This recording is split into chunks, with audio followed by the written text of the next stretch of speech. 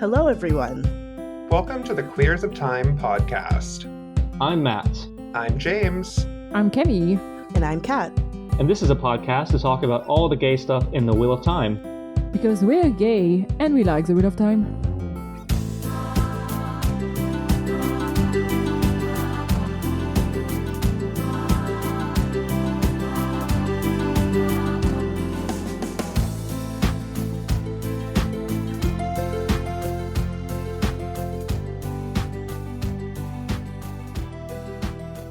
Thank you to our feral venerators of Soireen, Lurks, Charlie, and John. Thank you so much. Thank you. Thank you. We have such a fun episode planned today. I think y'all are going to be a little surprised by the subject, but I think it's going to be a lot of fun. Before that, though, I want to say how much I appreciate each and every one of you, our listeners.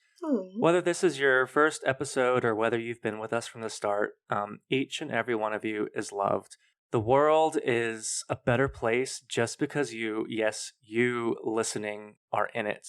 And you bring something that nobody else can. And I want you to remember that. And I want you to remember that there's a light within each of us that can never be extinguished. And I want you to remember, along with that sharing your light with others will always lead to a brighter world. And bussies. But brighter worlds and brighter bussies. Brighter worlds and brighter bussies. bussies. I just wanted to say that to everybody who might need to hear a little happiness. But our episode today is all about which Wheel of Time characters would be which Major Arcana in the tarot deck. Because yes, some of us here in the Queers of Time are very witchy and very tarot-y. So yeah, it's just a little fun episode for us to, just goof around and have some fun. Mm. And even if you know nothing about the Major Arcana or tarot or anything, the descriptions of we'll give the descriptions of each of the cards so you can kind of follow along and have your own input and everything. So Yeah. Yeah. No knowledge of tarot is necessary, and you'll probably find that a lot of the descriptions for the Major Arcana also translate to like a lot of the archetypes we see in media, because there are reasons for things. So yeah, some of them might sound familiar, even if you're not familiar with tarot. All right, so let's go ahead and get started. The Major Arcana cards are numbered, so we'll go in order, and we'll start with number 0, which is the Fool, which is about like beginnings, possibilities, innocence, spontaneity, optimism, and the unknown, and being a free spirit. So who do we think in the Wheel of Time kind of follows this archetype? Who did you put, Matt? I'm curious.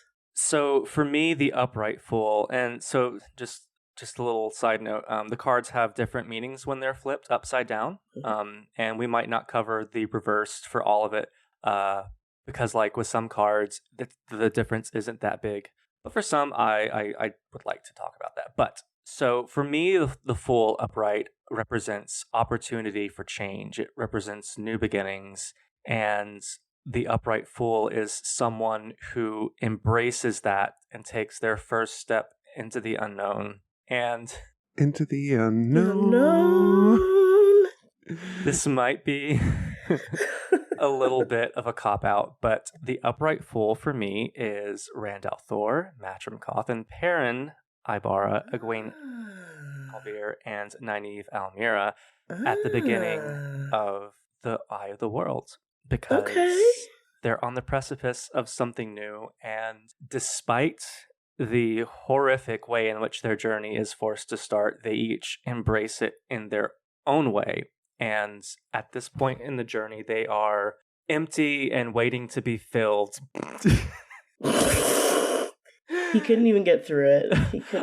They're empty and waiting to be filled. Matt and Rand on the way to on the road is in a little bit of a different way, but God, Jesus Christ.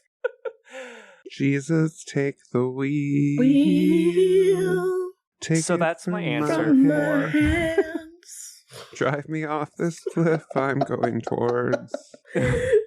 Yes, and the fool is depicted as being a man on the edge of a cliff walking towards the cliff. And the idea is that the upright fool is looking towards the cliff. But my character for the reversed fool is someone who takes the idea of opportunity and adventure and is reckless with it, and who wastes opportunities, who does not think, and who embodies the most negative aspects of what we think as a fool.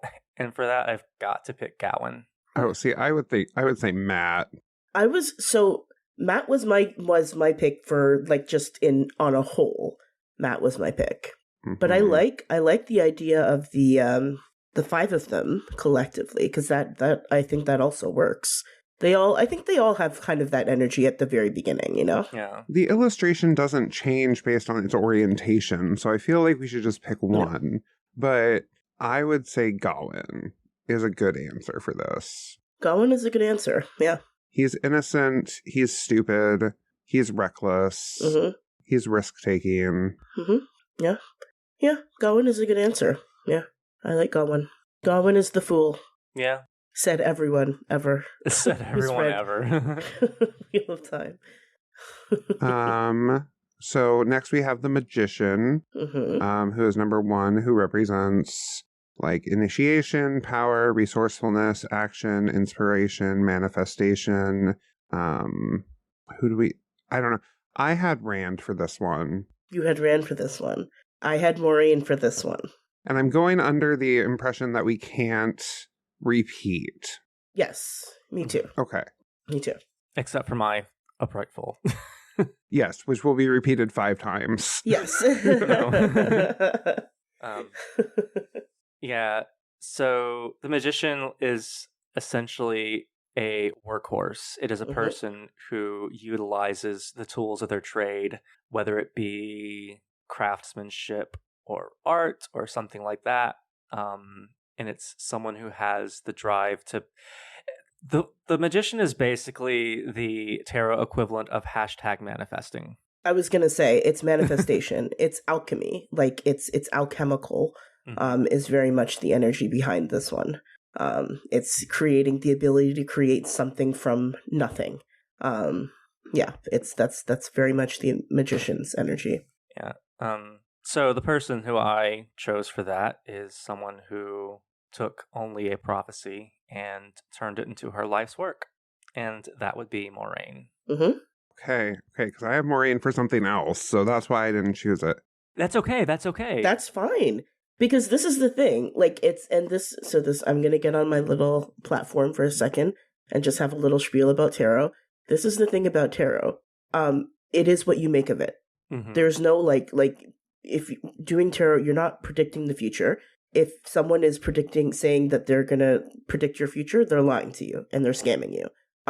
This is the tarot is very much about introspection. Like it's very much about you. It's what's personal to you, and it is what you make of it. And so we're going to look at, like, even though we have all of these, we have these keywords, we have like, with the Magician, it's manifestation, it's power, it's resourcefulness, like it's all of those things. But the way that we think of those qualities and how we assign those qualities to different characters, it's going to be different. And that's good, because that's what tarot should be. I'm getting off my platform now. Thank you. That's fine. So your choices are all valid, no matter what, even if we... Everyone's valid.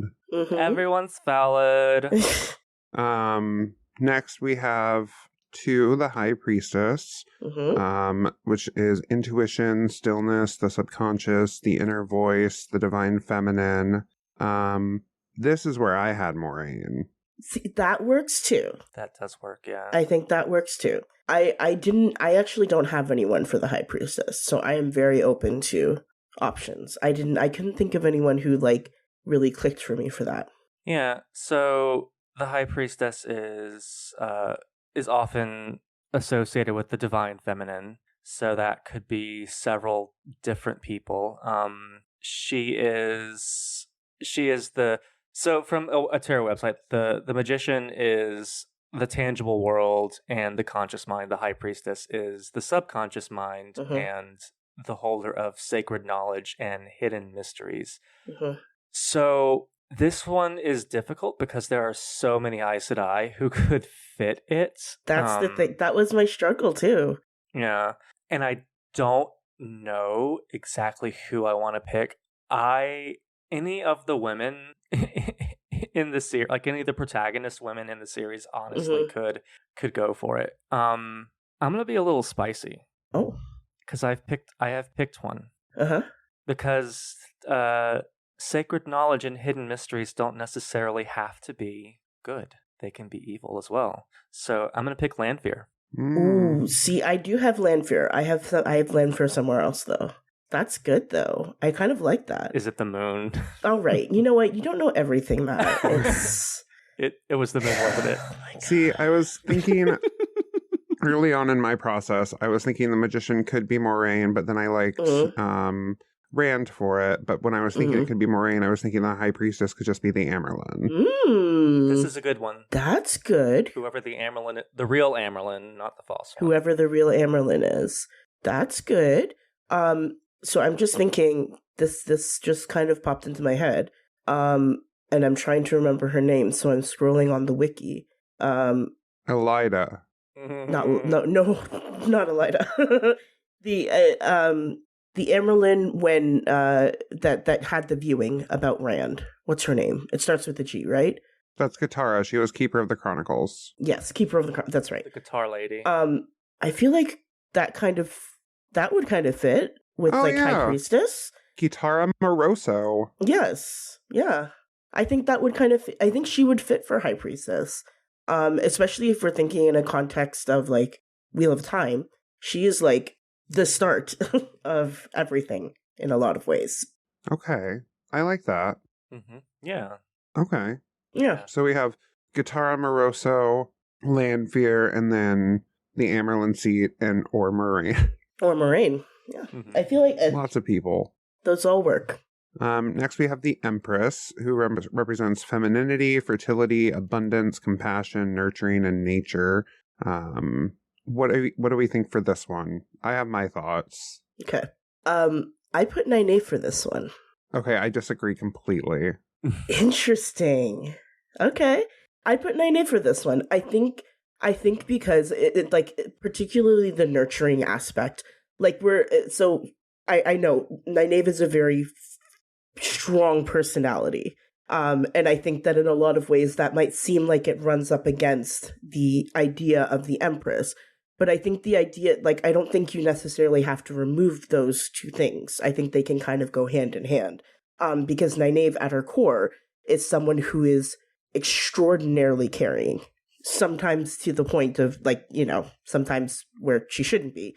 And because I was also looking at the reverse angle of it, one of the keywords that I was looking at was creative block, and the word block stuck out to me, and I was like, I feel like this fits. I don't know.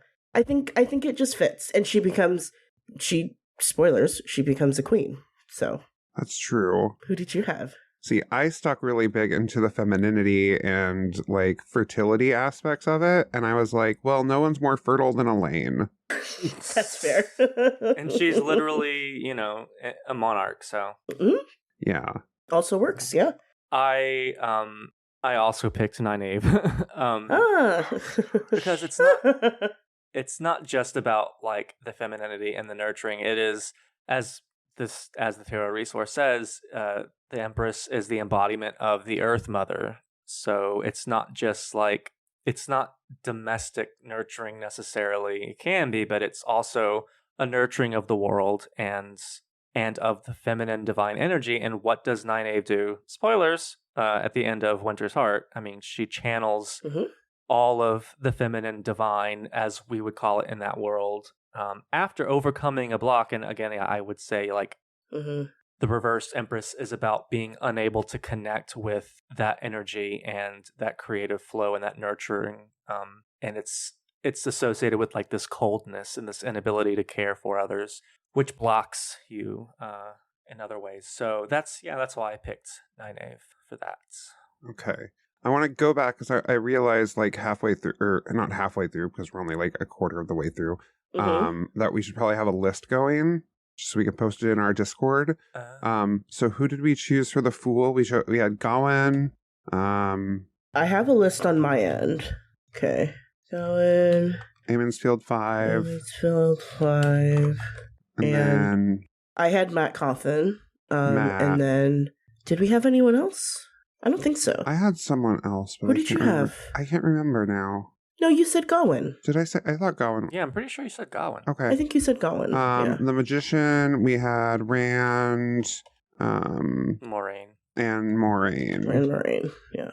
High Priestess, we had Lanfear, Amerlin, Seat, and who did you have, Kat? I said Guitarra. Guitarra Moroso. Empress, we had, we just did it, we had Elaine, and Nynaeve. Nynaeve. I'm good at this. So good at this. Next, we have the Emperor, who represents masculinity, authority, structure, strategy, being a provider, the establishment, a father figure, control. I don't have anyone for this. I put Lan for this. Yeah, I am having a difficult time because with the Emperor and the Empress, we often feel like we default to like an actual world leader or a monarch. Sure. So like the Emperor represents a powerful leader who demands respect and authority. Status, power, and recognition are essential to you, and you are most comfortable in a leadership role where you can command and direct others. For that reason, I don't think that Rand is a fit for the Emperor, despite the fact that he is the Dragon Reborn, which is the ultimate authority figure in his world. I just don't think, given how important leadership is to the Emperor, that Rand would fit it. So I want to pick Lan because he's like. So I did say, I think you miss, and I have a bit of a cold. I did say Lan, but I'm now certain that you thought I said Rand, and that's what's happened. No. You said Lan. I know you said Lan. Oh, okay. Okay. Yeah. I just don't know how comfortable Lan is with being an authority figure. Because or not an authority figure, but like a king and being in control and everything. Because he resists that for so long. But I also don't have anybody, so. Okay.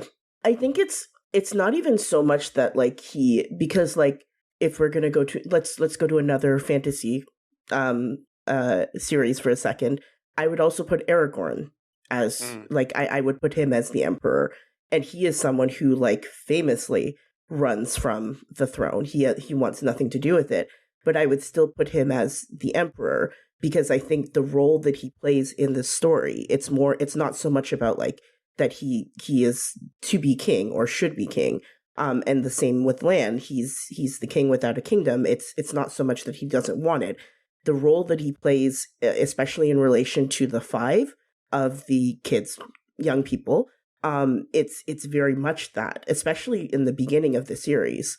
It's very much that energy of authority. I mean, even just thinking about his relationship with Rand, it's such a profound connection that he makes with Rand that Rand adopts this throughout the rest of the series, right? And I think that's exactly the energy of the Emperor. It's this sort of almost in a negative context, I guess it could be taken as stoicism, which is one of the criticisms that people have for Lan as well, right? But I think in its most positive sense, it's this like radiation of control and knowing what needs to be done and doing it. And I feel like that very much like Lan, as silly as his desire is to fight the last battle and do it alone is, I think that's very much that sort of, I don't know. I think it fits for Lan for me in my head. Now I'm wondering if no, that's not a good fit either. Never mind. Well, say it. I'm curious now. No. Yeah, go ahead. I was going to say Gareth Bryn. I don't think that's a bad one. See that? Yeah, I don't think that's a bad one. Yeah. So for me, I often look to the reversed and the upright meanings because they do have different meanings. And you want to look at the whole? Yeah. Yeah. You want to look at the hole. You're all about those holes. I want to look at that big gaping hole. You want to get your face right up against that hole. Oh, yeah. So this is not a safe place anymore. So I think part of being an arcana is if you currently embody the negative aspects, part of your story can be overcoming those. So for the reversed emperor, can be a sign that others look to you or want you as their leader or expert, but you're shying away from it because you fear being seen as their leader and you prefer to hide in the shadows or stay out of the spotlight. And part of becoming the upright emperor is embracing what you have to do, embracing that leadership, and that I do think that Lan fits it pretty well. Okay. I think so. No, that makes sense. Next we have the Hierophant, who represents spiritual knowledge, traditions, conformity, being a teacher, sharing wisdom, and institutions. And for this one, I put Suan. Ah, interesting. Okay. Yeah, the Hierophant is... It's a tricky one. It's a tricky one. It's a tricky one. I have two for this one. I have Cat Swain, because I think she very much, especially in her devotion to the institution of the Aes Sedai and the White Tower, I think she kind of embodies that sort of energy and tradition and all of that. I also put Galad in this one. I could see that too. Yeah.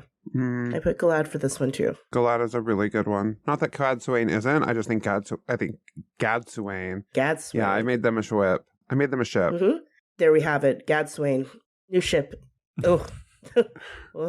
I have Galad for another one that Kat might not be surprised about at all. Yeah. There I Galad for me could have gone a number of different a couple different places. Yeah. So yeah. And I'm gonna go for the basic bitch option with Galad. The Hierophant, I think, it's essentially a spiritual leader. So I could see Swan being that. Reversed, the Hierophant feels no external approval is needed to do what they want to do. You're ready to do what you want and to go it your own way, even if it means going against convention. They trust their own wisdom above all others. And I do think Cat Swain embodies both the reversed and the upright, because like with her methods, she's very much reversed. She's like, this is my way. We're doing it my way. There is no room right now to argue about it. But, we get the sense that she does work within the larger context of... But then again, the wisdom is less spiritual and more whipping this old ginger twink into shape to fight the last battle. So, it's hard. It's tricky. So I think I'm thinking more about Swan in this, and it does. I like it. I think it works. I just think that Suan is like, she's not challenging the status quo or anything. She's very much like the old Tower Guard beliefs. Sure. So, I don't know. That's where my mind went with it. Yeah. I think that works. Yeah. I think it works. Next, we have number 6, which is the Lovers, which represent choices, balance, harmony, partnerships, duality. Which can be 2 characters, or it doesn't have to be. It's I don't know that it has to be. Yeah. I mean, it's plural. Yes, but it doesn't have to be. No. What did anyone have anything for this one? I was just off the cuff thinking Elaine and Avienda. Okay. But I don't really have anyone seriously for this. So this might be kind of a weird one, or maybe like a kind of, I don't know, deep cut-ish one. I was thinking Eganin and what's his name? Who's the man that she ends up marrying?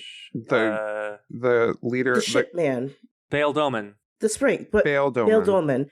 Yeah, I don't know why they kind of struck out to me. I feel like because they start off on very opposite sides, but they end up forming this because the Lovers. It's I think a lot of people think of it as like purely romantic, and it's not necessarily. It's more about this like it's more a union, which like yes, you can think of it romantically, but like a partnership too, and it's this like it's one of those few examples I think that we get in the series of like 2 sides sort of joining to create something new and under like a real and genuine understanding. Like their connection is one of my favorites in the series, and not just because of like the romance options, but just like sort of the things that they bring out in one another. And Egenin, we've talked about her on the podcast, I think, before. She's one of my favorite like side characters. I really hope she ends up in the show, but I just find her journey so fascinating, and poignant. And yeah, it's just, I don't know. It's just like they come together, and even though they come from very different backgrounds and very different points of view, and that still causes them, I think, to clash a little bit, but it still works, you know? Mm-hmm. Yeah, I'm having a hard time with the lovers because it's such a nebulous card, because when it's applied to one person, it means something a little different than when it's applied to two people. Yeah. So I would say that taken as a whole, the journey of the lovers is about harmony between two people and being in sync with one another. And if the reverse lovers is out of sync and the upright lovers, they are in sync. Oh God. Perrin and Fael. That is a good one. I think they are, for the most part, reversed until the end of the series, once we get that 500 book plot point out of the way. I think Perrin and Fael, the biggest obstacle in their relationship is a sense of harmony and communication and honoring each other. And that's the most important aspect of growing as characters for them. And it's what I think symbolizes the lovers for me. And if I was going to pick just one person for the lovers, this person is someone who is all about connections and making relationships with people. Just going to round out the threesome and say Barrelane. Oh. Oh, I kind of like that. I like that one.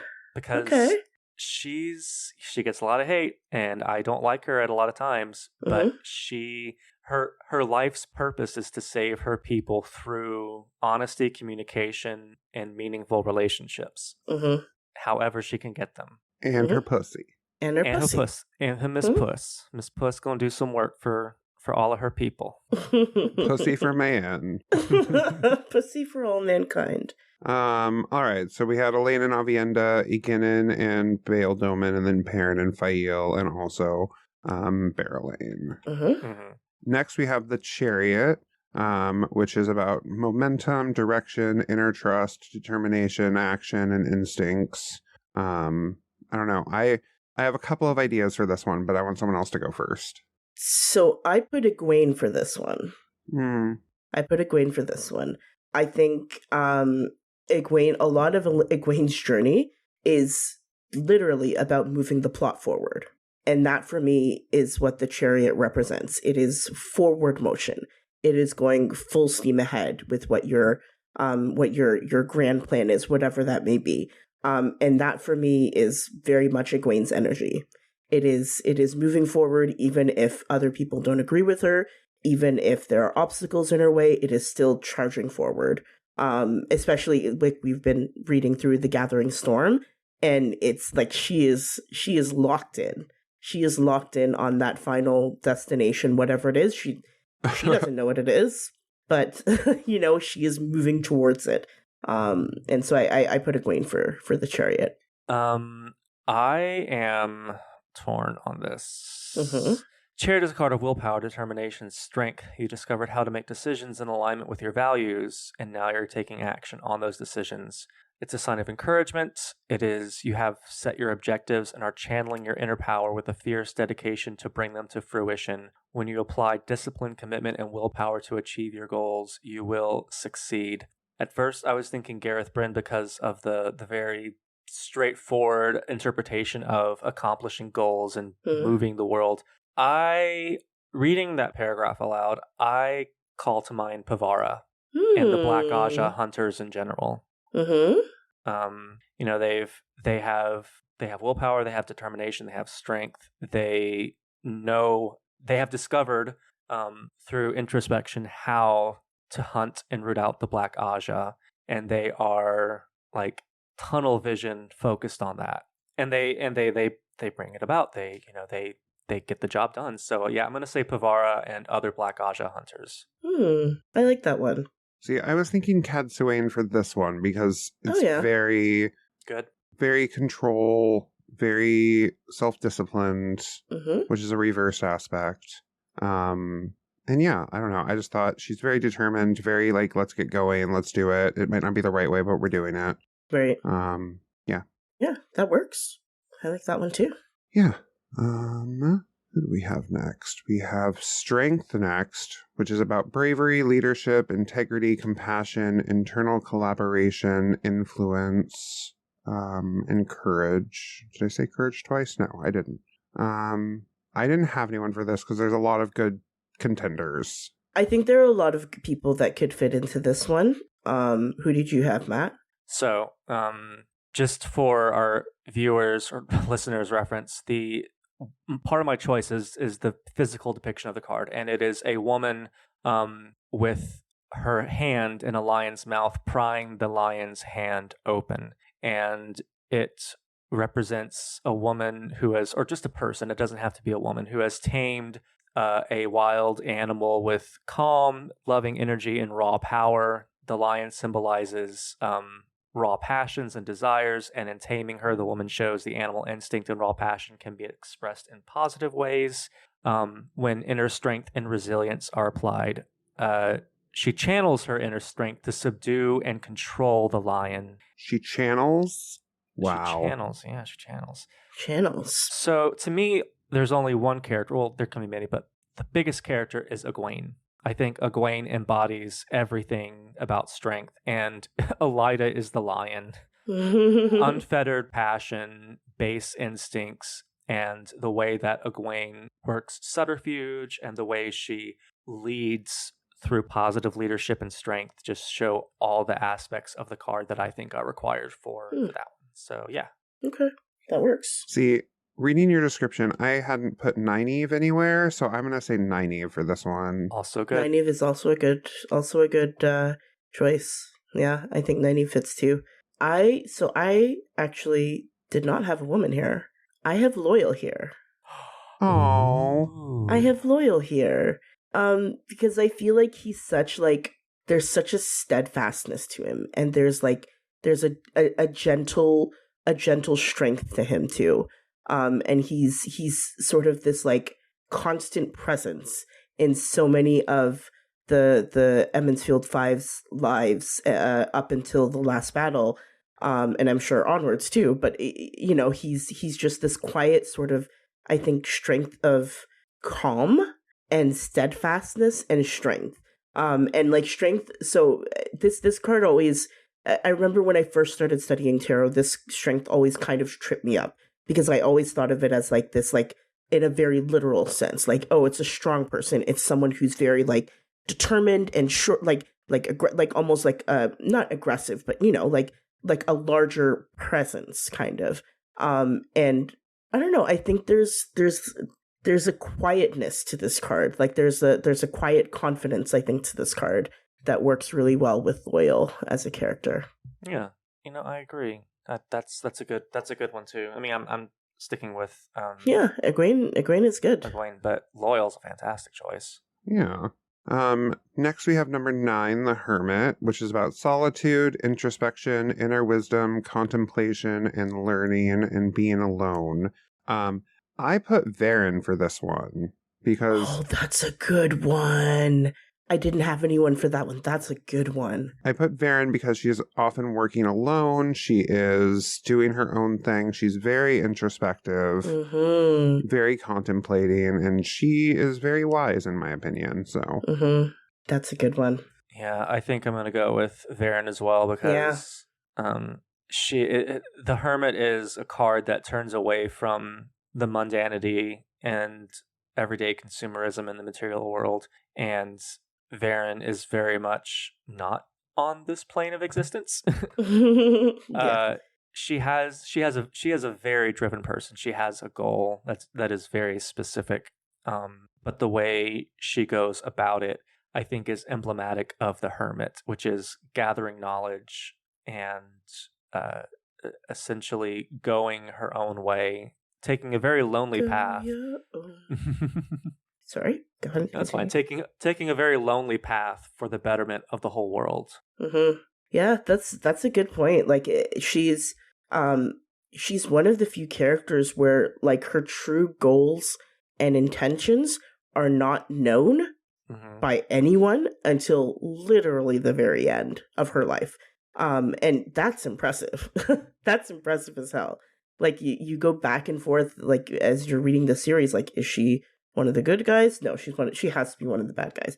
No, I think actually she's good. Like it's just she keeps everything so close to her out of necessity, and she is the I think the only choice for the Hermit.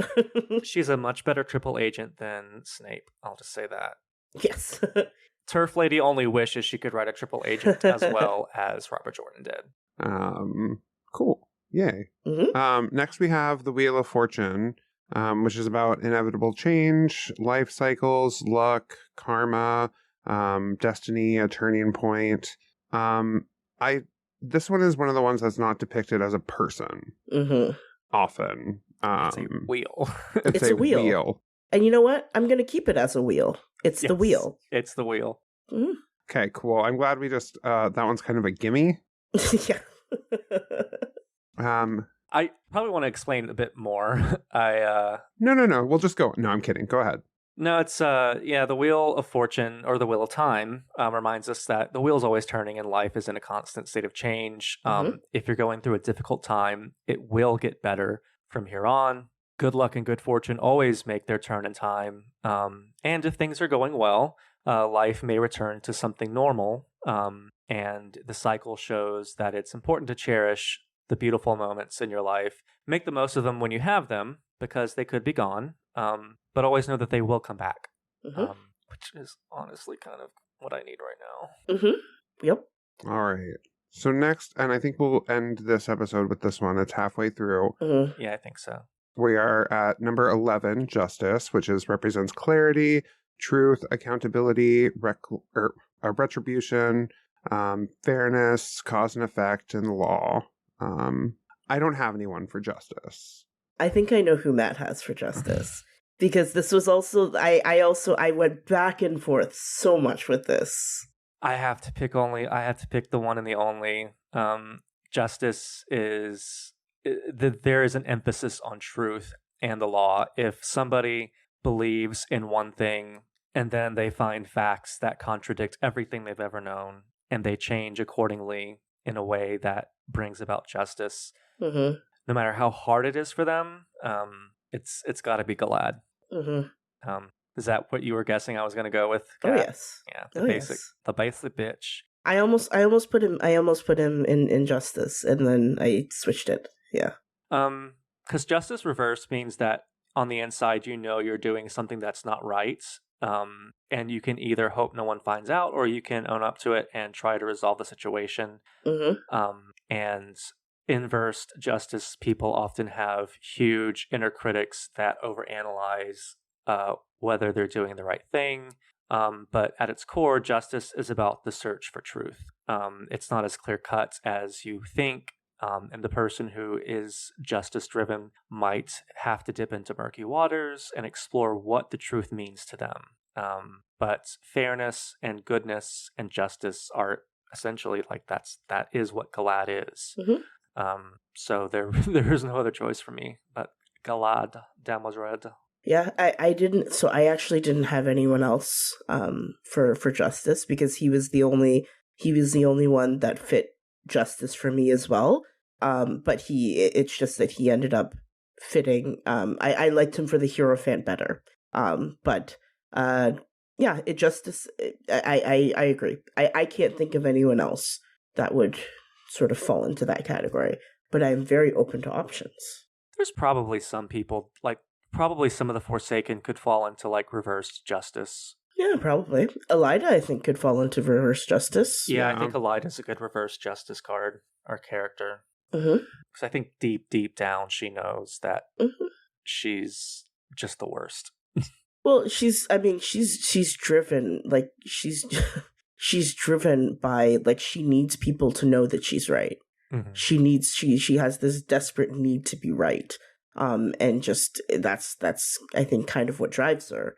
And even though I think on the surface she gives off the illusion of knowing and believing that how she sort of judged things is correct.